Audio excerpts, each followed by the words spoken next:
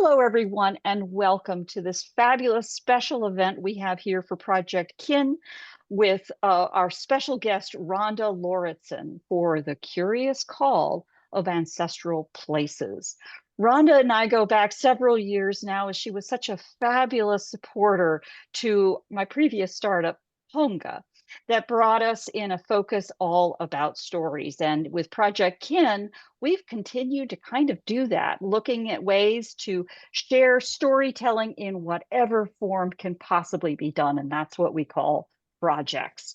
So, as part of this program, I've invited Rhonda to come back and share with us in the context of all about that place. Some of you may have participated in the series that we had, and you can see all the recordings at projectkin.com, projectkin.org. But it's really all about how places interweave with our own family stories. Rhonda is really someone who is quite special to this community. Many of you may know her for the talks that she's given on at Roots Tech, or the programs that she runs from evalog.life. I always think of Rhonda in the context of oral histories and really the empathy that you convey in your voice, and how to handle those difficult conversations that, when you scratch the surface and get into family stories, are always somewhere in there. And it's just such a privilege to have Rhonda join us today. I don't want to eat up too much of time with my chatter. Rhonda's program will be about 25 minutes. Then we'll have plenty of time for discussion. The entire program will be or is being recorded and will be available to all of you. All of my Project Kin members will just get it to you via email, as it's posted to my Substack at projectkin.org. But I will also cross-reference all of you to my member list. And if you're not on that member list, send you a personal email with a link to it as well. Needless to say, I'd be delighted to have you. It's all a free membership anyway, and really mostly about community. So with that, I'm going to turn it over to Rhonda and turn off my own camera. I assume that would be better. All right. Whatever you want to do. Do you ever, it feels like we've thrown a party, where there are two groups of friends and we're bringing the friends together from Barbara's community and mine. So I'm just delighted to be here. This talk is a little less on the how-to side, and I'm going to put some links in the chat that can help you on the how to tell family story. Place stories, some of the nitty gritty. I've got some great resources. And this one's going to talk a little bit more about sort of the uncanny experiences that some of us have. And that's where the conversation at the end is going to be a lot of fun. So I'm going to share my screen and we will get started. So the curious call of place for me. Oh, and here's a toolkit that you can get. You can download this with some detailed slides from another how-to class that I did, as well as a bunch of other resources on how to tell the stories of ancestral homes and places. So my story in terms of writing the stories of buildings, began in this storybook home. It was the home of my little girl dreams, my husband's little boy dreams. When we drove past this home when we were first married, it was sagging and sad and in a blighted neighborhood and in desperate need of a little love. And something about it called to us, something more than just the beauty and the potential of what it could be. We put an offer on it. It took several years to end up getting it. That's a story in and of itself. But let me just say, it felt like we were supposed to be there. And it's a special home. You don't feel like you own a home like this. I was lovingly painting spindles out there when I was 8 months pregnant. You just feel like you're a caretaker of it for a while. And it wasn't only the home itself, it was the sense of place that we had in this old neighborhood that was coming back to life and bringing special people together. And there were some interesting things happening in my own world as I felt this tug towards storytelling. And while living in that home, quit my day job and started doing this work full time. So we'll come back to the home in a minute.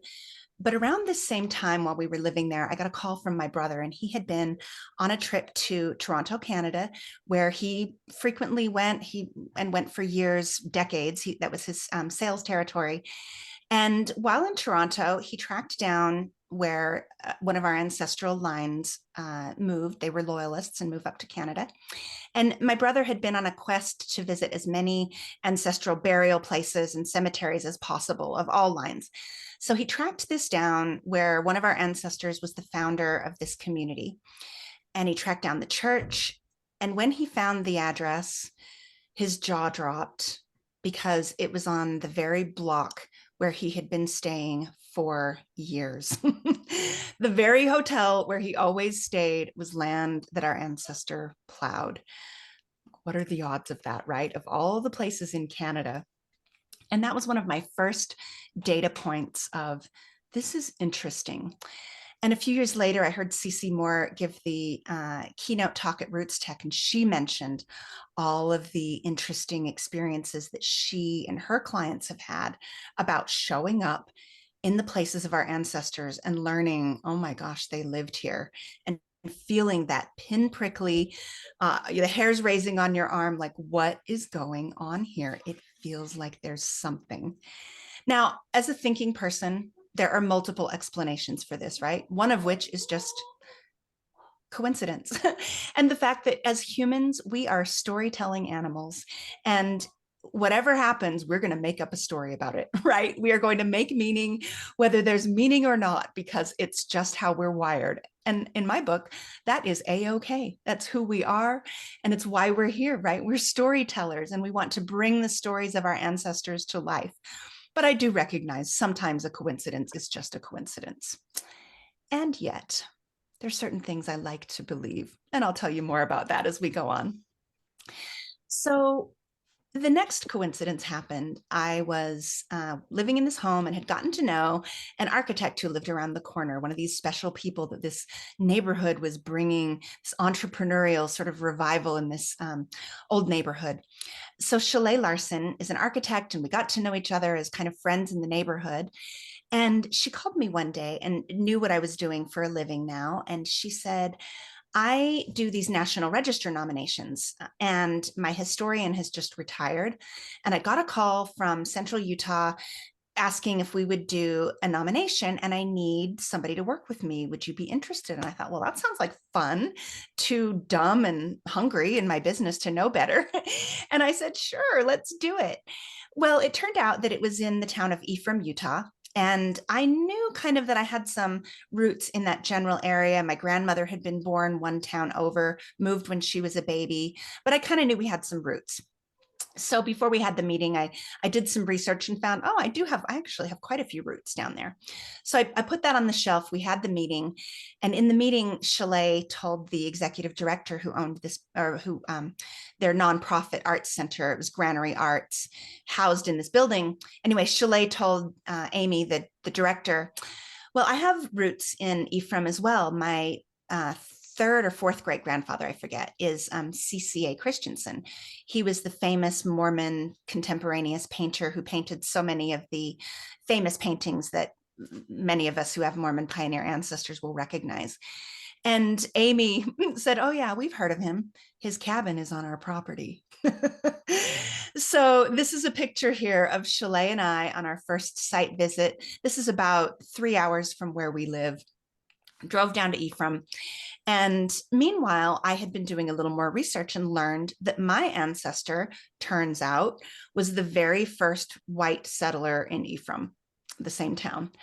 And I thought, well, that's pretty cool. And I had some other ties, but it wasn't until we showed up that I got the full hairs raised on my arm moment. We park the car, and before we walk in, before we meet anybody, before we see the building, I see a plaque. And as a historian, I make a beeline to the plaque, right? I am a plaque reader. I'm sure you are too. So I go read this plaque and learn that that spot was the old fort. So the building that we're doing the nomination for was built on a fort, which the Mormon pioneers, the first 20 families who arrive, built a fort for protection and some stability until they could all fan out and build their own farms. And 2 of those 20 families were my direct ancestors. They had lived on that very land. Of all the people who could have been called in the state, especially me, I had no very few qualifications other than had done the stories of my own home and another project for a client on a building. And my bookshelves were lined with books on architecture just because I think it's interesting. Those were my qualifications at the time. Why us? But I felt there was a reason. And that home on the left is the home that my ancestor built in the town over. His name was Isaac Behennen, and his home and story will come up later. So this is the building that we told that first, that we did the National Register for. And this story captured my heart. This was a building owned by the women. It was where they did their good works, where they stored grain for famine and for charity, and that gave them a public presence on Main Street. And through this story, I found their voices that had never been told. These were my women that had been perfectly silent in the public record, except I found their voices buried in the minutes of the archives of the Church History Library. And it was a labor of love, and it's still a labor of love, this project. And there were several themes. And one of the themes was I interviewed Kathy Peterson. She was a young woman, a young mother, when these buildings were slated for demolition. The building in front of you in this picture is the co-op building. It was an old mercantile that had operated as a co-op. And the building on the right is the Granary, which was the nomination that we were doing at the time. And Kathy and 2 other women were very instrumental in helping raise support to save these buildings, because it sounds like a cliche, but the wrecking ball literally arrived on site to demolish these buildings. And Kathy and some of the other residents in town literally stood in front of the wrecking balls and said, "You will not destroy our heritage." And they saved the buildings for a period of time. When I say a period of time, I mean that it took another decade to restore them. They sat there blighted and unloved, eyesores in the town. The town was bitter about these buildings because they made the town look bad, right? But Kathy was an artist, and she painted this painting. And when I interviewed her and I interviewed others, they said that when she painted this painting, it turned the tide. She took this painting into the economic developer's office and showed it to him, not as the building was, but as it should be again. She was an artist, and she could see. That, my friends, is what we do. If you're an artist, you paint the picture so that other people can see. And if you're a genealogist or a family storyteller, we paint the picture in words so that our ancestors, our descendants, can see the ancestors as living, breathing people that are connected to us. That is why we do this work. So I've always been inspired by this idea of Kathy and painting the picture and changing her community for the better. That painting will come up again in the story, by the way. Another uncanny experience. So my brother, who was driving told me about the Toronto experience, called me another time, not too long after the first time, and said, "Hey, I found another interesting tidbit in our family. We had a Mormon pioneer ancestor who ended up adopting an Indigenous baby." And Indian baby, as they said at the time. And this baby was from the same area that I was working on at the time, this National Register. She was born basically in this town. I don't know exactly where she was born, but then adopted into our family. And some of those stories didn't have happy endings. Those babies were maybe treated more like servants than real family members. But in our family, she was loved. She was given a proper education, the best education that money could buy at the time. And she had a happy life, and her story was beautiful. But I didn't know that the moment my brother called me. He just called and sort of dropped this tidbit. "Hey, did you know that this was a thing?" And I was like, "Okay." And I didn't think much of it. We ended the conversation, shifted in other directions. We ended the call. And then in the middle of the night, I woke up from a dead sleep. And I'm a good sleeper, you guys. I don't usually wake up in the middle of the night. I value my sleep. But this night I was wide awake and I could not go back to sleep for the life of me. And I thought, well, I might as well go sit at my desk. And since I was bleary eyed, I just started like processing the stack of paperwork. You know how you're just like filing and shredding and whatever. And midway through the stack of the papers was the newsletter or the issue for the Utah Genealogical Society publication. And in this issue that had been sitting in my stack for months was an article about Mormon pioneer families who adopted Indigenous babies. And guess who was in the article? Nellie. And I don't know why, but something just spoke to me. I had to know who she was. And I went down a rabbit hole. No one was paying me to write this story. I just had to know her story. And so I researched her and brought her story to life and shared it. And it was really a privilege, but it was just, why? Why did I get awakened? Maybe it was a coincidence, right? Maybe I just couldn't sleep. But I kind of like to believe that Nellie said, hey, I just want to be remembered. You know, that's one of my hypotheses, is that the ancestors are there, that they're still there on the other side, and that somehow we're connected, and that it just pleases them to know that we remember them. And that when they can, maybe they just send us a little nudge somehow. I don't know. I am intensely curious about the mechanics of how this works. Someday, I hope to die someday, a very long time in the future, and learn how the heck this stuff works. Or maybe I'm just up in the night, literally, I guess, in this case. But wouldn't we like to know if there really is something to this? Wouldn't I love to know if I get to meet Nellie someday? Well, moving on, living in that home and becoming part of this community started to have these building projects come to me, working with Chalet and others. So today I've done, I don't know, a half dozen National Register nominations and other stories for my community. We did a project for Pioneer Park, which incidentally, I also learned that one of my ancestral lines lived there. We just did a project with the Smithsonian Institution back with the Granary Arts. We were called back to Ephraim just this last month to do a redo of those the original videos we did with higher production value to bring them to life even better. So it's been just a journey and a privilege. And the way that I roll is I just hold my hands out to the universe and say, I'm here to do this work. I'll do the work that I'm called to do, and I'll keep doing it as long as I can make a living, right? And the most interesting projects keep showing up. So that's the journey. So somewhere along the lines, and I wish I could give credit to where I read this. I didn't log it at the time. It was one of those things that I just filed away in my mind. Someone said, when you're doing this work, be sure to ask the archivists, because they are the shaman of the research. Like, they know stuff in their bones that the only way to know the things is to ask the archivist. They know connections among people and places. They know who to ask. They know where to look. They know the other words to search. So bring donuts to the archivist and ask the shaman. Also, around this time, so I was working on this building, a client, I was doing their life story, but she ended up inheriting a building, and she asked us to tell the building before it was demolished, basically. And so I was working on that project. And around that time, I heard a talk at Roots Tech. And this Sherry Dew made the comment that she likes to talk to the ancestors and she likes to ask them for help. And I had a couple of other thoughts around that time. I'm going to start doing that. I'm going to start specifically asking the ancestors for help when I work on these projects.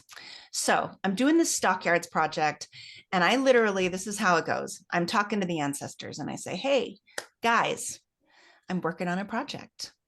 And I just want to know if there's anything there that can be found.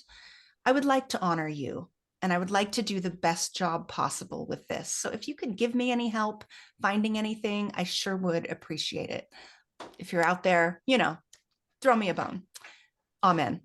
Like, that's how I talk to the ancestors. And so I'd walked in a week earlier. I had been into the archives. I'd mentioned to the archivist, the shaman, that I was doing this project. She said, come back in a week and I'll see what I have for you. I come back a week later. And I journaled this, like, so I have the dates and everything. I go back a week later, I walk in and she says, "Oh, do I have something for you? These just came in." She hands me a box of photographs that were taken by a woman by the name of Alice Peterson.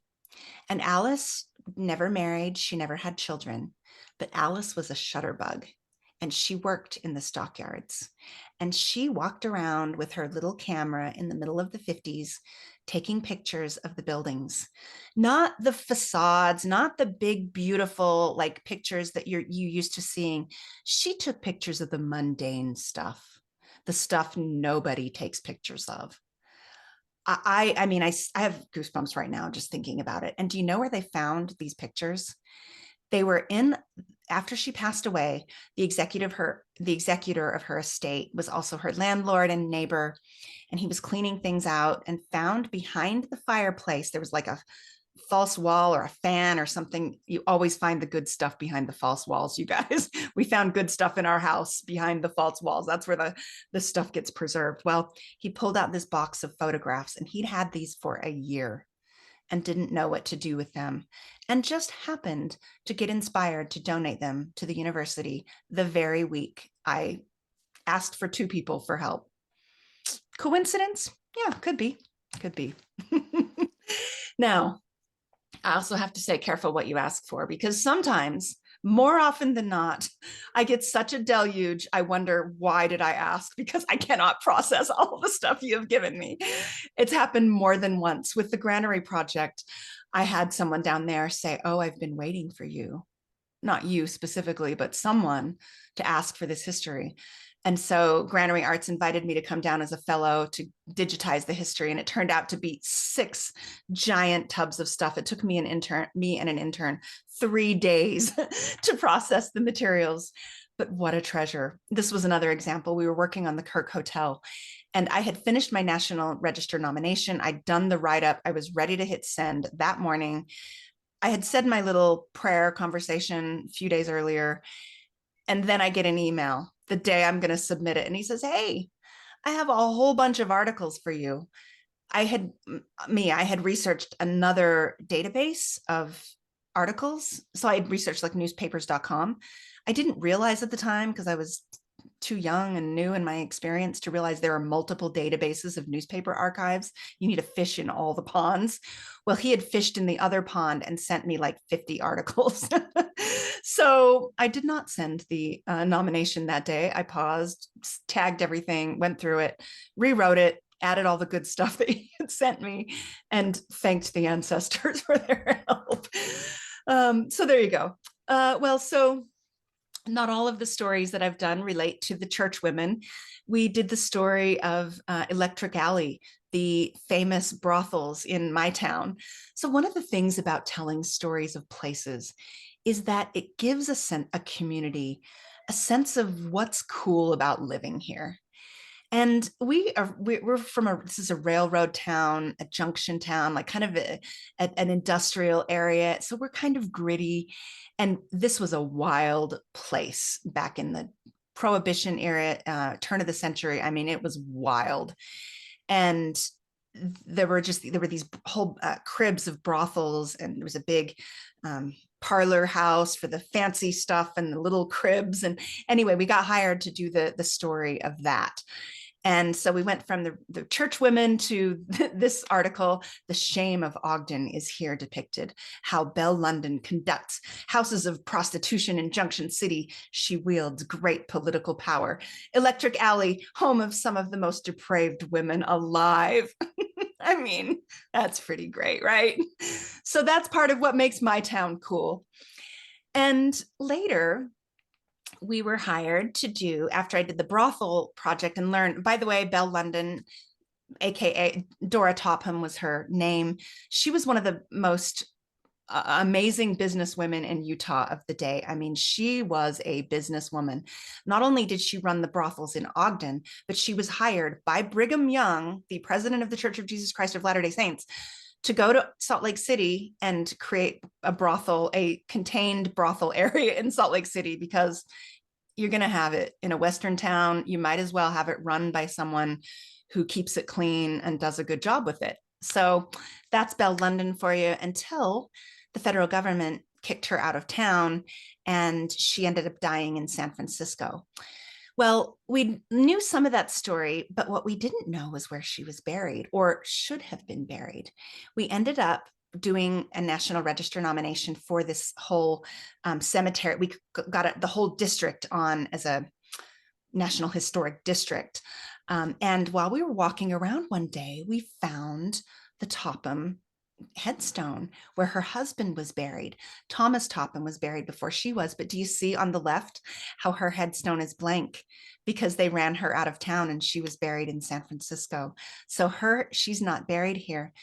But on the back of that, if you walk around to the other side, you see the graves of several children who were not hers.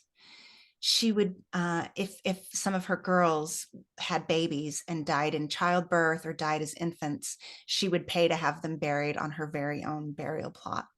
And she cared for these girls, and she would try to encourage women not to go into the profession.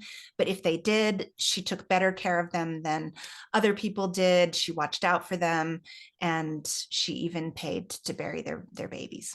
So there's more to the story, right? Than the depraved women of Ogden.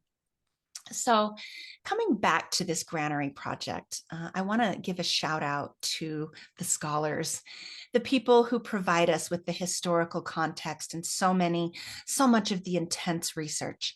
So along the way, as I was working on this, I became acquainted with Professor Tom Carter. He had also lived in the Sanpete Valley for a while. He had known Kathy Peterson when they were all trying to save these buildings. And he had done a historical survey down there, having his students do architectural drawings of these buildings. And then at the end of his career was when I met him, and he did this beautiful book called Building Zion about the built places of the Mormon settlement. And in his beautiful book, I found my own ancestors' voices of the women. And I also found the clue about the missing pieces I was trying to find. So we ended up, there were some pieces I was just missing. And I knew that something didn't add up on the building, like the deeds, and I could not find the answer. So Chalet and I ended up going down and having breakfast with Tom, and I should say Professor Carter. But while there, he said two things that were life-changing, or at least project-changing. One of them was, oh, you need to go to the church history library because that's where the minutes are. And I'd heard church history library before, and in my mind, I thought, family history library, right? We all know the family history library. No, this is a whole other building, and it's across the street. And I didn't put the pieces together that it was a different place where I was looking for these records. Finally, I put the pieces together, and I went there. I schlepped to the church history library after like months of this project. I did not want to spend another unpaid day, but I went, and I'll tell you what happened next on the next slide. The other thing he told me when I mentioned Kathy Peterson was, he said, oh, I think I have that original painting. I bought that from her in the auction. He said, it's sitting in a box. Would you like to buy it from me? He said, I'll sell it to you for like nothing.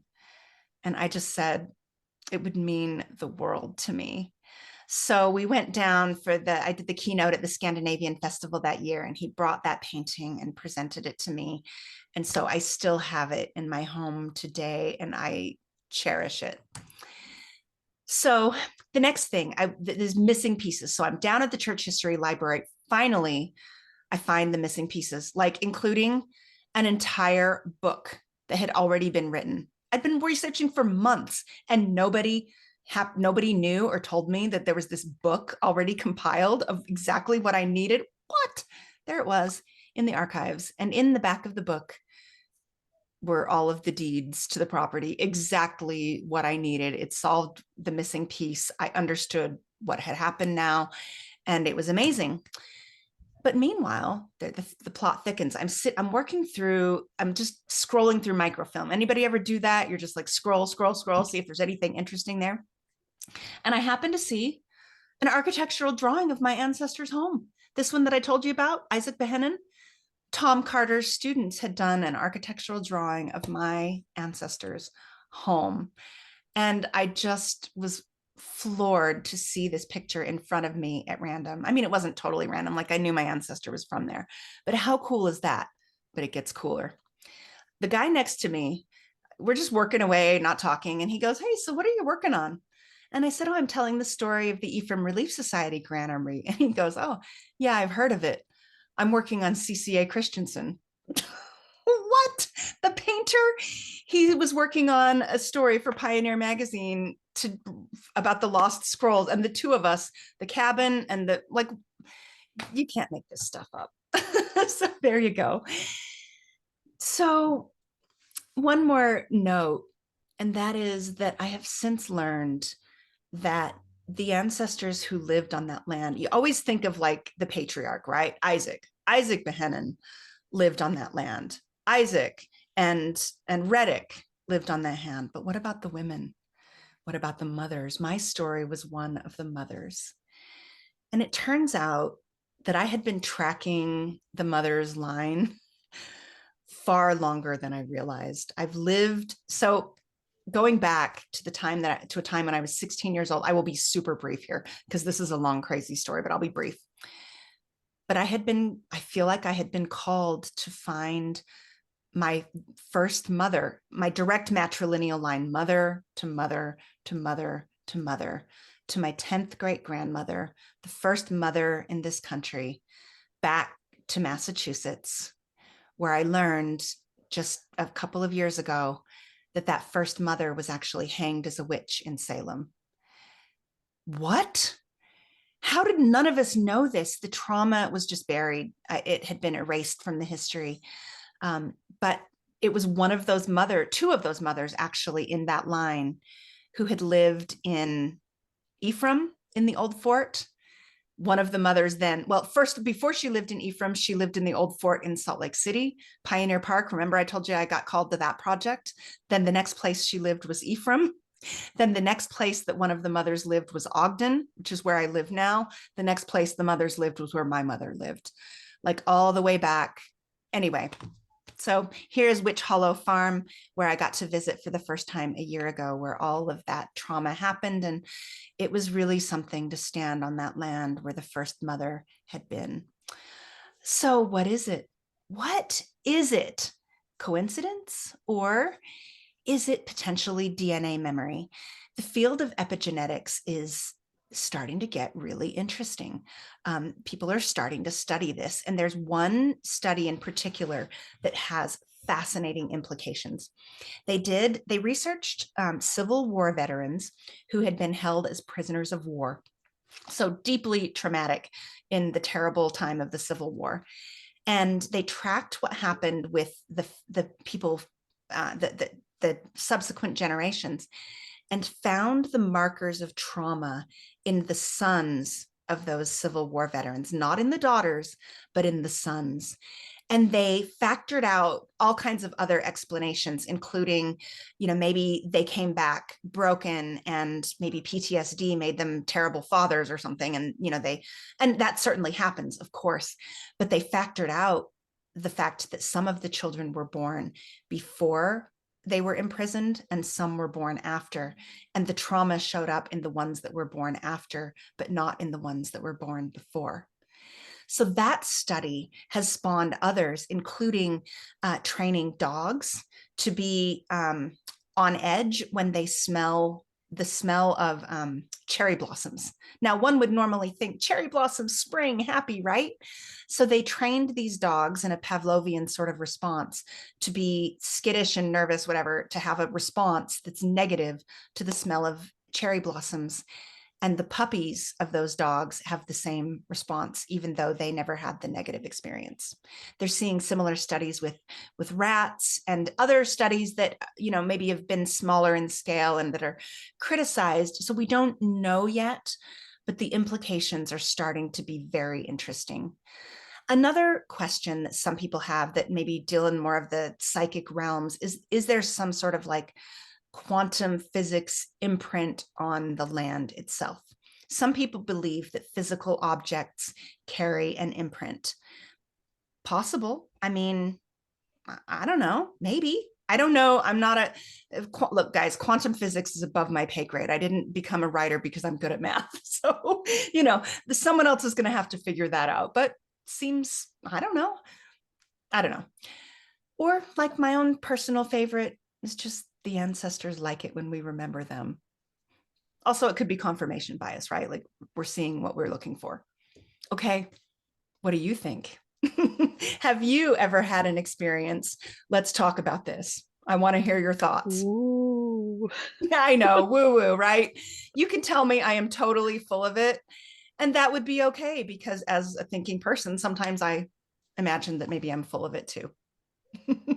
Oh, it's really brilliant. Thank you. That's absolutely fabulous. I think maybe just to kick things off, we can share the little story of the connection that you and I had this afternoon, not knowing what you would be picking up on in this story. I just happened to be, doing what I think probably all do in that little moment of interstitial time, and happened to look something up that piqued my curiosity. And there I am. And pretty soon I have discovered that my ninth great grandfather, I was checking when arrival in the country, blah, blah, blah, witch trials, daughter-in-law, hanging. I've never seen any of this on my family at all. I'm telling Rhonda. She tells me about the story to come. There we are. Your stories. I have one. Go ahead. Rhonda, you reminded me of my great-great-grandmother came to Australia from Haverfordwest in Wales. A few years ago, probably 20 years ago now, my daughter and I were doing a bike ride around Wales, and we had an overnight stop there. And she wasn't interested, of course, in any of the family history, so I went off by myself for a bit of a walk, and we never had time to do research while we were there. It was just a look around. And I couldn't believe how much all the men that I was walking past had a similar look to my dad. It was so unexpected. And in the end, I was walking around like seeking out men that I could look at to see if they looked like my dad. And they did. And I'm getting goosebumps thinking about it now and how I felt at the time. And I still had my dad at the time, and I came home and told him, and he thought it was a load of old rubbish. But that they really had a similar. My dad had thick, curly hair, and he was stocky build, and that they were all just so similar to him. It was really, it was actually wonderful to see that, and I really felt that I was somewhere that I came from. Mm. So yeah, your story resonated with me so much. Yeah. So thank you. It was lovely. Thank you for sharing that, Jennifer. I believe it. I do. Julie. I always have to remember to unmute. I don't have a camera, I'm sorry. About 20 plus, well, probably 25 years ago, I was putting together a chart of pictures of my parents and their parents and their parents. And I couldn't find a picture of my mother's mother's mother. She had immigrated from Switzerland in 1868, I believe, and married within a few years after that. She gave birth to 12 children and died at the age of 42. Her husband married a widow with 5 children, and they had, I think, 5 or 6 more. So what happened to this grandmother that died at the age of 42? She was the mother of 12 children, and there wasn't a picture to be found. So I spent 5 years contacting people across the country to see if I could find anyone who had a picture of her or knew anything about her.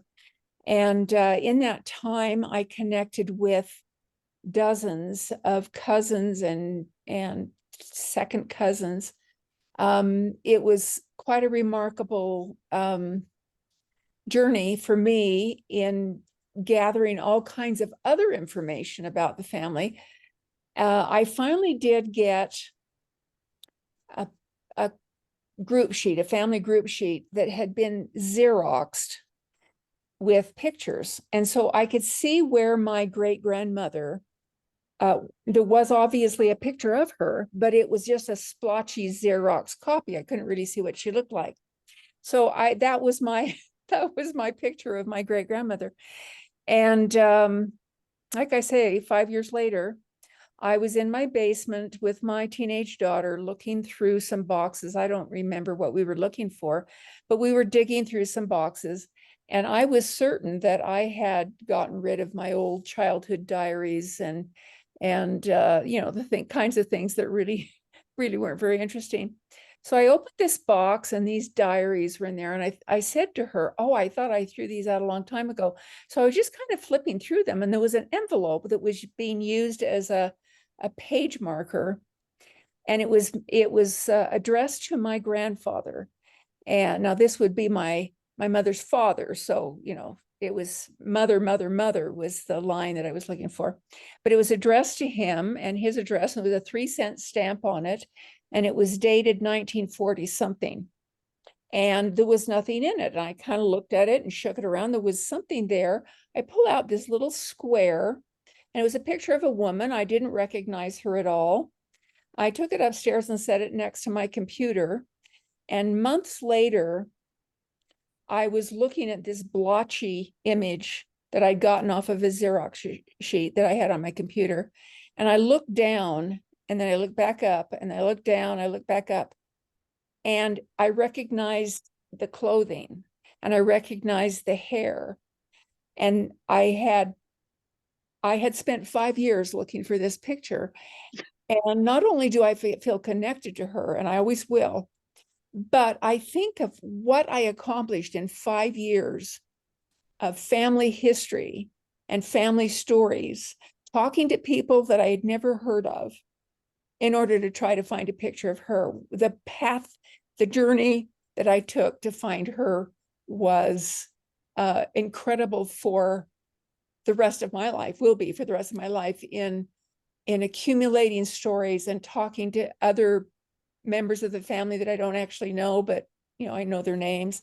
Anyway, that was kind of what jump-started me into wanting to know more about places and experiences that my ancestors had. And especially, as Rhonda said, the mothers, to go back through the mother's line when there was so little ever written about them, and to know that they raised so many children in such difficult circumstances in most cases. And then I know that this webinar had to do with connection with places. I have always loved Celtic music and always been very attracted to the Scottish people and their history and their brogue, and never thought that I had any connection to them. I just thought that I was interested in them, touched by them in some way. And I got a request through Ancestry from someone who wanted some information, and you know, you have the little trail up and a connecting ancestor way up high, and then it comes down to the person that you're talking to. So I looked to see how I was related to this woman, and it ends up in Scotland. So our connecting ancestor was in Scotland in the 15 and 1400s, and I traced it back to the 800s. It was like, okay, so now I feel connected. I think I understand why I am so connected to their music and their, just the way they look, the way they talk, their history. I agree that there is something in our DNA that connects us that we don't necessarily know anything about.